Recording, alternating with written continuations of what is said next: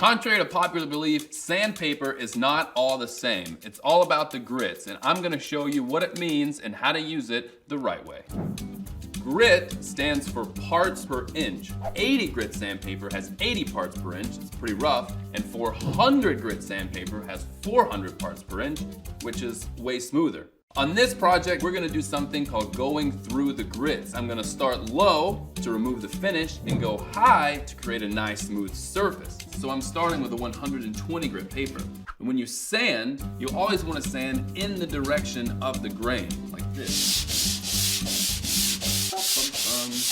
You might say, how do I keep track of where I've gone once I get all this finish off?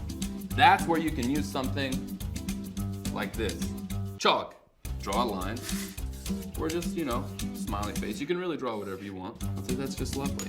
That will help you know where you are. I have gone through the grits all the way up to 220 paper. That's a good general smoothness before applying finish. But if you want to go crazy, feel free to sand all the way up to 400. Now your table's ready to finish. And that is how you use sandpaper the right way.